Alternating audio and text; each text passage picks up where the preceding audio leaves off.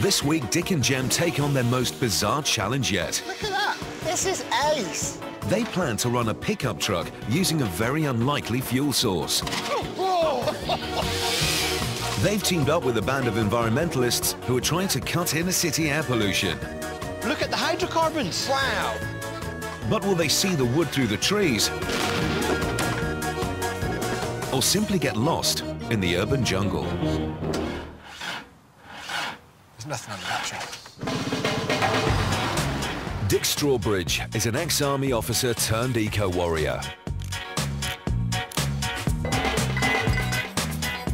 Jem Stansfield is an inventor with a wild green streak.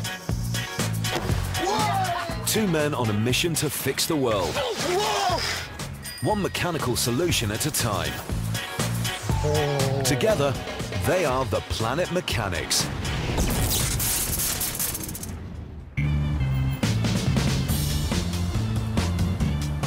Dick and Jem's latest mission has brought them to London.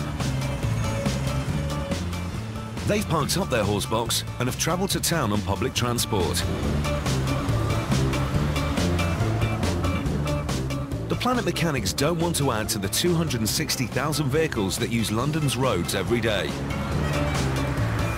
Most of these vehicles run on petrol or diesel, giving the capital some of the worst air quality in Europe.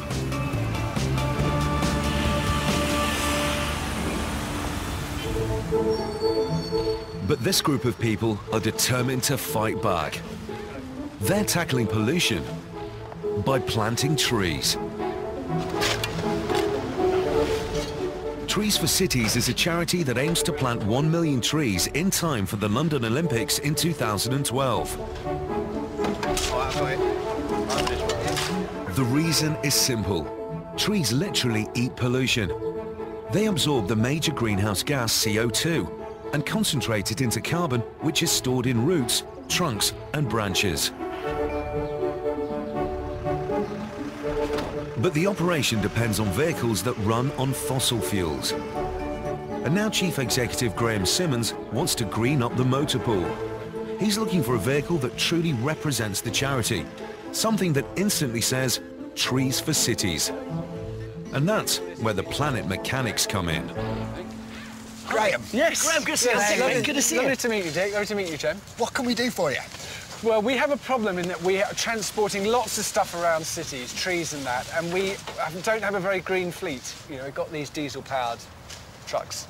OK, and you want a green transport fleet that is in keeping with Trees for City? Absolutely. How long have we got?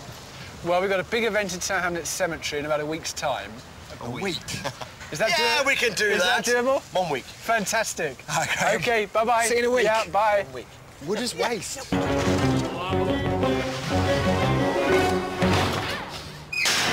I don't know what it looked like to you, but it looks like to me, he throws away fuel. Yeah, wood. I was exactly the same thing. Wood is a really good fuel. So how are we going to use it? That's a big question. Well, I used to work with a guy who built his own steam lorry. Steam. It's grubby, it's dirty, and it's not very efficient. Are we going to actually have big clouds of smoke coming out of vehicles around London and say we're being greener? But it works. It does actually work. Here's one. Try this for size. I saw a picture years ago of a vehicle that turned wood into gas, and it used the gas to run the actual vehicle. They had no oil in the Second World War. They were using things like this. Cracking idea. No, Dick, it sounds nothing but genius, but you saw a picture of it, whereas I've seen one that actually works, and it might be a little bit grubby, but it does work. Sense of adventure, mate. All right, we don't actually know what we're doing. A little bit of detail. What you have to do, you have to trust me in this one, Jem. We can definitely... Dick, I trust you, but we have one. For the next 7 days, the Planet Mechanics will be based at this community farm on the edge of London. Dick's all worked up about building a car that runs on wood, but his first job is to fire up a very doubtful Jem. You're saying that we should heat the wood, drive flammable gas off the wood, and then use that to run the car? Yeah, it's a very simple principle. Match. We've got matches. Hold on. If you actually have a look at this. Now look at that. If I just hold that there, right, when you see. So the clear bit at the bottom, beneath the yellow flame, we're suggesting is the gas coming off the wood, and then it's igniting, and then you get your little sooty flame above it. The yellow one is the incomplete combustion, isn't it? Won't burn himself there. So we've got to catch that flammable gas, and then take that into the engine instead of petrol. Yeah. No, it's good. We want to have something that we put wood in. Yeah. Yeah. And when we heat it up, out of that comes gas. Yes. That gas that's coming out, it's going to be very dirty. It'll have lumps in it. First things first, we need to clean it. What we have to do is put in a filter. Yeah. Okay?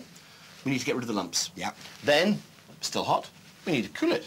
Best thing we can do then is put it into... Cooler. A radiator, yeah, of some description. Because over here, oh, look, over here, we've got a car. We've got our vehicle. And the gas that comes out of there, we want to put into there. I would describe that as totally brilliant, but slightly unlikely. But I couldn't be more with you, Dick. If you want to build one of those, I'm there. I couldn't be more behind you. Running vehicles on wood gas might sound crazy, but there were over 1 million gasifiers in use during World War II. They were particularly common in Scandinavia, where oil was scarce but wood was plentiful.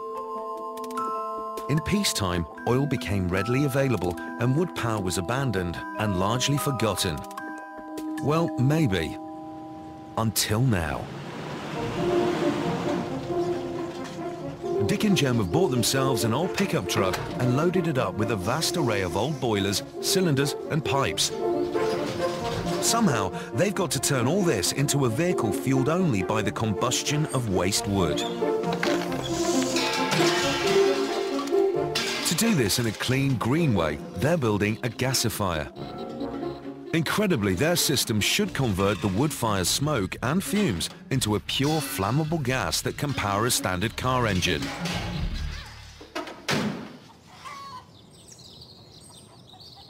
Dick is feeling the pressure and is searching out some much-needed inspiration on the net.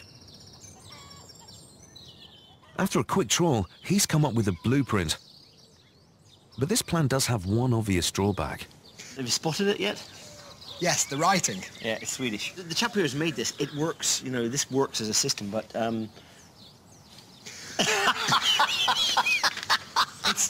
There's a couple of things, Dick. It's got no dimensions on.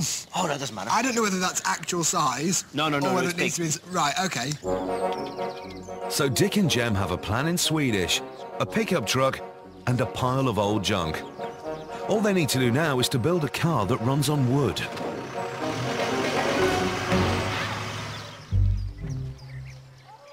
The Planet Mechanics have less than 6 days to make a wood gas pickup. And one half of the team is still in the dark. Jem? Yep. I don't think you're overly convinced that we could get gas from wood, mate. I think it's brilliant. It just seems a little bit unlikely. But it's not that difficult. Look, here, what's this? It's a little cooking gas stove, a kettle full of wood. Yeah? OK. That's it. If this works, Dick, I'm kind of halfway to believing the car might work. What happens next? We wait for it to heat up and then gas will come off it. And then you will be able to light it. Well, it's pointing at you. Is this going to be the same with the car, though? You have to, like, start it a day before you want to drive anywhere. With a bit of luck, we might get a bit more heat than we're managing here. Right. I reckon we're nearly ready to try lighting that. Yeah? Hey! Look at that! That's properly amazing. I'm a complete convert to wood gas now. OK. That's a thing of beauty. No, Dick, this is what we want. Hey! Convinced? I'm totally convinced now. All we have to do is scale it up and run the car on it. A kettle scaler. I've heard of them. Dick's proved wood can produce gas. But powering a pickup truck will involve a whole load more than filling up a kettle. Day 2 and Dick and Jem are keen to get building. Trees for Cities are expecting the delivery of a green running machine for their big planting day at the weekend. First of all, they'll need to make the producer, a cylinder in which wood burns to produce the gas. Burning wood produces clouds of fine particles commonly called smoke. A filter is needed to get rid of this smoke by cleaning out particulates such as soot and ash. A radiator will cool down the gas, which could reach temperatures in excess of 700 degrees centigrade. Finally, before the gas enters the engine, it must go through a mixer ensuring the right balance of gas to air.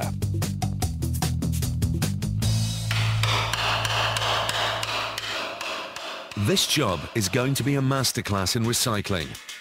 This old water heater is being given a